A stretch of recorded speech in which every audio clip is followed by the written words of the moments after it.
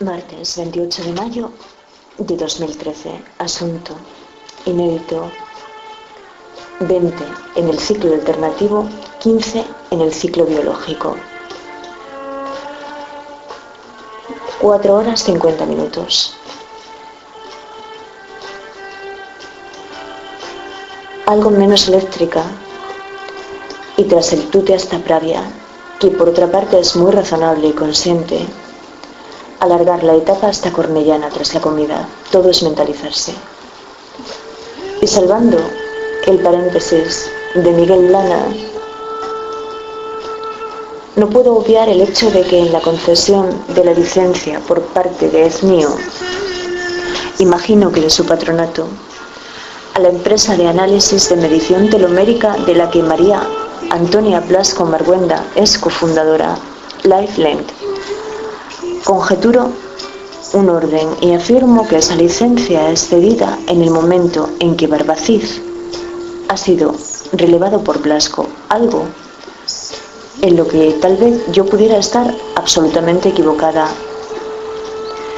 pero por lo que el periodismo de investigación que cuenta con los medios pienso que debería interesarse, porque los que ven la televisión no dejan de ver aparecer en ella inculpados en casos de abuso y apropiación indebida, pero dudo bastante que la inmensa mayoría haya escuchado alguna vez hablar de los telómeros y de la investigación pionera que en esta fase de la historia se lleva a cabo en el mundo y en la que España participa, habiéndose sumado a ella por vez primera para situarse como referente en los puestos de cabeza. Ahora bien, si uno es como yo en el 2009, se siente atemorizado porque está enfermando y no sabe lo que le sucede, pero piensa que puede ser cáncer y acude a una conferencia, donde se va a sentir inmediatamente tranquilizado por la competencia desde la que se le habla y a que se trata de conocer para curar, pero no está acostumbrado a pensar, debido a que el encéfalo no deja de ser un músculo que hay que ejercitar. Puede haber oído hablar de un consorcio global, como es el del genoma del cáncer, y eso no significar nada para él. Así que a pesar de todo, yo alcancé íntegramente ignorante la primavera y el verano del año 2011, que es cuando de pronto veré al mismo conferenciante por la televisión, aunque en diferido, a través de la red, acompañado de un desconocido con gafas y de una ministra, que a mí me pareció elegante para el vestir y que era de mi misma estatura, porque el conferenciante no es muy alto físicamente hablando. Así que esas correspondencias con la realidad, que eran las únicas que yo estaba capacitada para hacer todavía en ese momento, las hice y no las oculté. Que no se me cae el rostro de vergüenza por ello, porque a otros niveles del conocimiento yo siempre he sabido que no se arregla nada fingiendo uno que sabe lo que no sabe y que es alguien que no es. Que por eso mencionaba el otro día a una mosquita muerta, no porque la infravaloré, sino porque la he leído y la mente que se expresa como pensamiento bajo esa modosidad aparente no se corresponde con la imagen que esa persona tiende a ofrecernos siempre de ella. Así que Barbacid me conmovió, porque me recordó a una mujer con la que me he chocado muchas veces por estas calles desde mi infancia y que me hacía sentirme afortunada por no tener que encontrarme yo en su lugar y no ofrecerle a los demás ese aspecto que también le impide al otro comportarse con normalidad, porque yo me refería a un mecanismo de la empatía en días pasados, pero ya sabes que dudé en algún momento que en la selección natural pudiera hablarse de un mecanismo y no de una dinámica. Pero en cuanto a Barbacid le paró los pies entre comillas fenomenológicas a Salomoné en el directo entre comillas fenomenológicas, y le dijo que le gustaba hablar del EZNIO, del que por otro lado se sentía orgulloso, ya que había sido una creación suya, solo que en privado. Ahí yo intuí el tipo de individuo que era Barbacid, un tarancón, que difícilmente pienso que tendría algo que ver con aquella mujer que tenía una realidad facial tan semejante a la suya, real como una enfermedad, que diría el gran Enrique Gran. porque tenemos que acostumbrarnos a discernir qué toma las decisiones por nosotros, en lo referente a lo que pensamos acerca de los demás, que es lo que yo he estado analizando durante esas etapas asturianas a través de mi relación con el holandés Ed. Y si sobre la imagen de Barbacid, y perdona que insista con esto, aparece un gran titular donde él declara que rechaza el Ramón y Cajal y el premio metálico de 100.000 euros que acompaña al prestigio para no despertar envidias. Y si el colectivo Mandracos acusa a la doctora Blasco Marguenda, en la que entonces se vierte ese premio, de envidia y soberbia, no puedes no atribuir una orquestación a uno de ellos, pero la ambición aquí señala mayormente en una dirección, que esto es lo que nos sucede a los foráneos, a los que no sabemos de la misa a la media, porque el que se encuentre dentro del complot habrá tenido que polarizarse, bien porque haya querido encontrarse, bien porque lo hayan encontrado. Así que el que se ve fuera en todo momento, o no sabe en verdad lo que sucede, o se mantiene en la duda, que es únicamente lo que yo estoy exponiendo. Pero lo quiero complicar algo más, solo que para complicarlo como quiero, necesito una pequeña investigación que todavía no he realizado, aunque la he seleccionado hace algunas semanas para realizarla, esencialmente sobre ello. Entonces, que me dejes hacer esa reflexión meditada y que me dejes explicarte que yo no sé nada aún acerca del cardenal Tarancón, pero en aquel curso de grafología en el que me encontraba, su letra era el ejemplo de la filiformidad. Un diplomático, diría cualquiera, y comentarte de ayer, solo que conocía a Avelino de Valdemora, que según leo es un hombre de mundo y que me acompañó durante 1 kilómetro para que yo no dejara de ver una cabaña que era de su abuelo, donde Franco y Polo se encontraban a escondidas de la familia de ella. Así que ya ves, no pasa mi camino por la Sierra del Bufarán, frente del Nalón, pero puedo hablar de la guerra civil desde antes, desde lo que motivó a Franco sobre aquel banco. Acuérdate que te lo dije, Paco, da un golpe.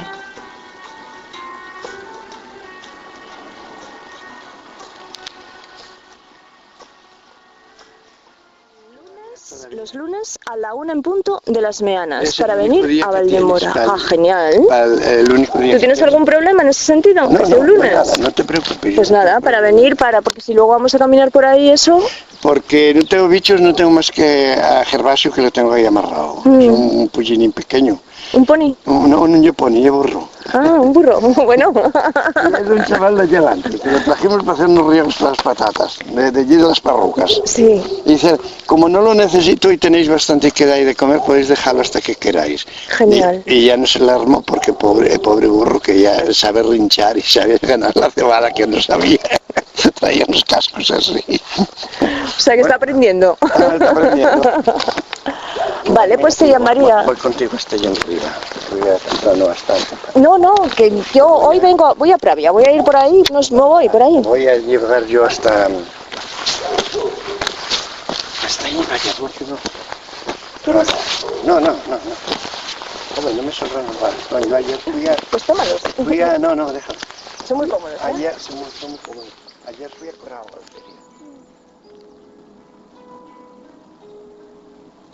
Después de haber subido una empinada cuesta dejando a cada lado espléndidos pastizales y zonas de castaños, robes, fresnos, tilos, cerezos y sauces, llegaron a Pravia, pues quiso el rey salirse un poco de la ruta trazada para instalarse en el palacio que había sido de sus tíos, los reyes Adosinda y Silo.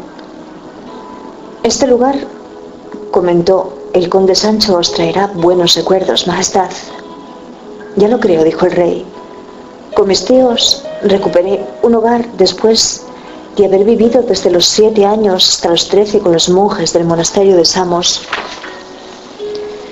¿Y hasta qué edad vivió su majestad en Pravia?, preguntó el conde Pedro.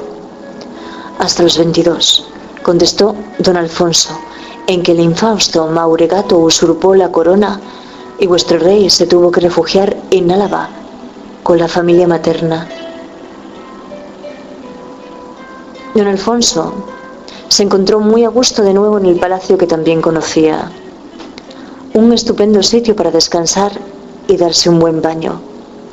Los obispos y magnates se alojaron también en la que fuera corte de Silo. Los nobles pernoctaron en el monasterio de Santianes y los demás en tiendas de campaña en los prados cercanos. Una vez repuestos de sus fuerzas, se encaminaron de nuevo sobre sus corceles, atravesando parajes muy bellos, con sus campos tapizados de prímulas y verónicas, y con bosques de pinos y laureles. Y después de una empinada subida al Alto de la Espina, llegaron a la villa de Tineo, cuna de su tío y protector, el rey Silo. Descansaba el pueblo sobre una alta loma, rodeado de fuertes precipicios. Sobre una atalaya, el antiguo castillo dominaba el valle. A una legua de Tineo visitaron el magnífico monasterio de Obona, fundado por el príncipe Adelgastro, el hijo tan amado de Silo, y trotando, se adentraban cada vez más en plena naturaleza. Subían por escarpadas serranías sin atreverse a mirar hacia los impresionantes abismos que se abrían a sus pies, y en medio de esos agrestes y solitarios territorios, increíblemente aparecía la aldea, y cabalgando llegaron los expedicionarios al imponente puerto de Somiedo, y luego se encontraron con un bellísimo lago que despeñaba sus aguas en una torre entera, formando una maravillosa cascada, y admiraron las enormes crestas que formaban la cordillera, los miradores naturales de amplísimos horizontes, los frondosos bosques de hayas, las nieves blanqueando los picachos, la floresta tan espesa y enmarañada. El delicado contrapunto, en un paraje tan abrupto, lo daban las pequeñas flores silvestres que tapizaban el césped con sus paletas de distinto colorido. Así la ortiga amarilla y la malva, los brezos rosas y púrpuras, las colas de caballo y los rabos de zorra, amén de los grandes helechos y los acantos, los iris de los pastizales y el nardo blanco, ya habían llegado al puerto del acebo. Desde este impresionante alto se distinguían dos caminos que dividían o unían dos tierras, las de los Asturias y la de los Galaicos, de las cuales él, Alfonso II, era el monarca, el regidor de sus destinos. Se paró en su cima y descabalgó. Sus acompañantes hicieron lo mismo. Suponían que el rey estaría recreándose ante una vista tan increíblemente bella, con la grandiosidad de una naturaleza que se mostraba generosa ante ellos. Pero no era así. El rey, siempre parco en palabras, que apenas había intercambiado alguna frase de cortesía con sus acompañantes, estaba ensimismado. Sus ojos azul-violeta, fríos como el cristal, miraban solo dentro de sí mismo, en una introspección hacia su triste pasado, hacia su infancia ya lejana, pero siempre presente, recordando en este momento con claridad la época vivida a sus 7 años. Hoy volvería a Samos, al monasterio de Samos, donde vivió 6 años de infancia recluido con los monjes, educado por ellos, encontrándose extraño y solitario en aquellas lejanas montañas, apartado de su familia y amigos. El paraje que se extendía a sus pies ya no captaba su atención, ni las manchas de los frondosos bosques, ni el llamativo paisaje de un intenso verdor, ni las grises peñas como elefantes dormidos, ni los delicados tapices de las florecillas del campo, los deanduts, las siemprevivas, las manzanillas y los muérdagos.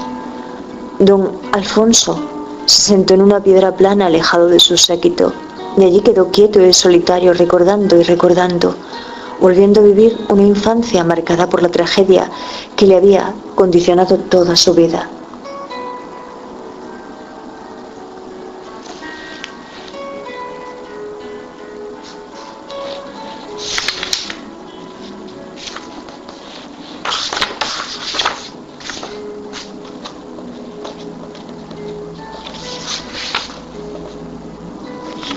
Pasó unas páginas atrás de Adiós Rey Magno, de Matilde García Maureño. Leo.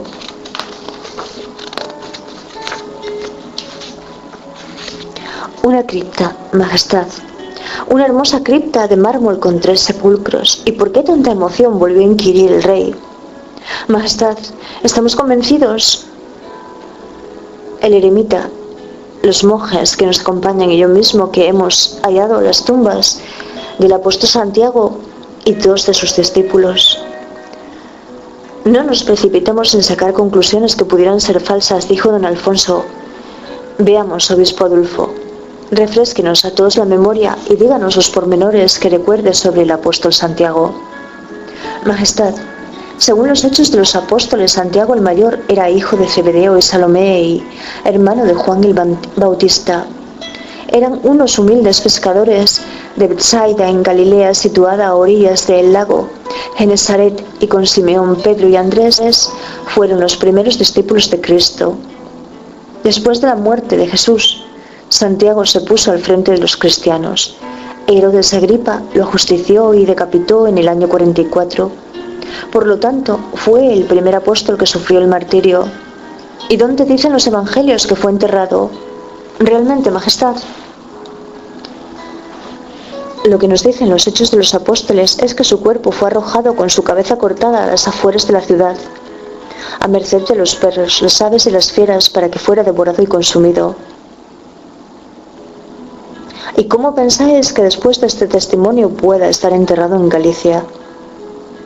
Existe una carta, dijo el obispo Teodomiro, dirigida por el Papa León a los hispanos, en la que habla del traslado de su cuerpo a Hispania. ¿Cómo? ¿De qué manera? Dice la tradición, continuó Teodomiro, que los 2 discípulos suyos, Atanasio y Teodoro, recogieron el cuerpo y la cabeza durante la noche. Llegaron con su carga a la orilla del mar y encontraron en la playa una nave a punto de zarpar. Después de muchos días de navegación, arribaron al puerto de Iria y en un lugar oculto los sepultaron. ¿Qué opináis?, dijo el rey. Habló el conde Pedro. La historia parece altamente fabulosa. Venir con el cuerpo del apóstol desde Galilea a Galicia. Una tradición no siempre tiene bases sólidas, y lo que cuentan resulta imposible de admitir o casi imposible. Tú, Ramiro, ¿cómo ves lo de los enterramientos? Majestad, Iria está construida sobre una antigua ciudad romana. ¿No podría ser el enterramiento de una familia romana? Sí, dijo don Alfonso, pero porque ese enterramiento es tan lujoso y sin embargo está ubicado en un lugar apartado. Si fuese de una familia ilustre estaría en el cementerio. Tú, Ramiro, que eres hombre culto y que llevas tantos años como gobernador en Galicia, tienes que conocer bien su historia. ¿En quién estás pensando? En Prisciliano, Majestad. Háblanos de él. Prisciliano fue un hombre joven noble, de familia rica, con un gran carisma, de sólida formación intelectual, considerado santo por muchos cristianos y finalmente hereje por la Iglesia. Arrastró tras de sí gran número de seguidores de la clase alta. Decía tener don de profecía. Sus predicaciones eran maniqueas y practicaba el ocultismo. Los herejes Justiniano y Salviano lo consagraron obispo de Ávila y la tensión aumentó en la Iglesia con ese nombramiento. El emperador romano Graciano dictó una orden desterrando a los herejes y más tarde el emperador Máximo los persiguió. En suma, hubo un juicio público y acabó siendo condenado a muerte con 7 de sus seguidores. La ejecución fue llevada a cabo en Treveris, Alemania, en el año 385. Dicen que los 8 ejecutados fueron trasladados a Hispania e enterrados en un lugar oculto de Galicia en riguroso secreto. ¿Algo que objetar? Majestad, intervino el presbítero Brandila. Esta historia tampoco nos consta por escrito y además sería muy difícil, casi imposible, el traslado no solo de sus restos, sino de los otros 7 decapitados. Resulta alto difícil traerlos hasta Alemania, bajándolos por el río Mosela y llegar a introducirlos en Iria siendo unas personas tan perseguidas. ¿Y cómo construirles un mausoleo que podía ser profanado? Por otra parte, solo hay 3 sarcófagos para 8 cadáveres y si se dice que su cadáver se enterró en un lugar ignoto, no puede ser esta cripta, pues se ve que fue sitio de peregrinación. Dejemos por un momento a Prisciliano e intente convencernos que está ahí el apóstol Santiago, dijo el rey. Es cierto, dijo el obispo Teodomiro. que no tenemos muchos datos y que puede parecer difícil que Santiago haya venido a España a predicar regresando a Palestina y morir allí mártir en el año 44. Se duda que hubiera tenido tiempo físico para hacerlo, pero tampoco es imposible. Desde la muerte de Cristo a la suya pasaron 11 años. ¿Y algo tan importante como su venida a España no está documentada?, preguntó el conde Sancho.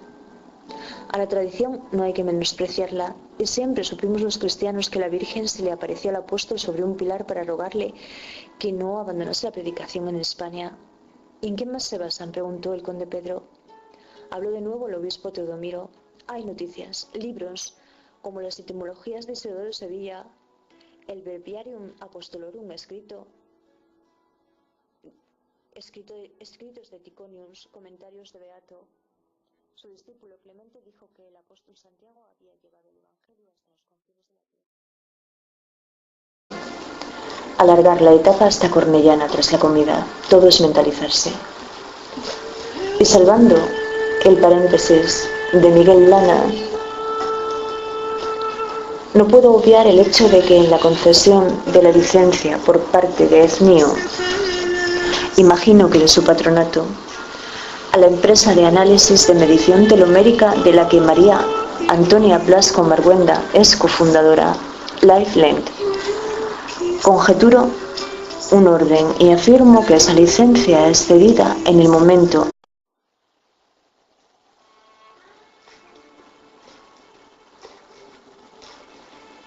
martes 28 de mayo de 2013. Asunto inédito: 20 en el ciclo alternativo, 15 en el ciclo biológico. 4 horas 50 minutos.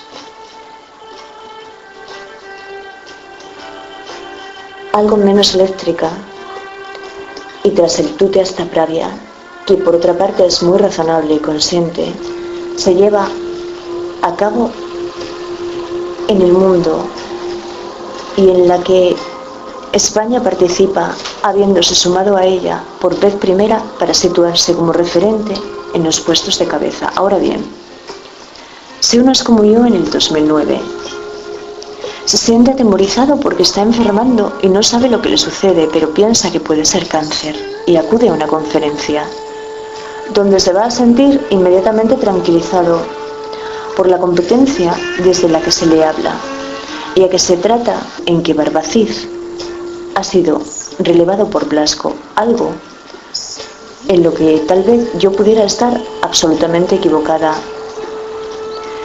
pero por lo que el periodismo de investigación que cuenta con los medios pienso que debería interesarse, porque los que ven la televisión no dejan de ver aparecer en ella inculpados en casos de abuso y apropiación indebida, pero dudo bastante que la inmensa mayoría haya escuchado alguna vez hablar de los telómeros y de la investigación pionera que en esta fase de la historia de conocer para curar, pero no está acostumbrado a pensar, debido a que el encéfalo no deja de ser un músculo que hay que ejercitar. Puede haber oído hablar de un consorcio global, como es el del genoma del cáncer, y eso no significar nada para él. Así que a pesar de todo, yo alcancé íntegramente ignorante la primavera y el verano del año 2011, que es cuando de pronto veré al mismo conferenciante por la televisión, aunque en diferido, a través de la red, acompañado de un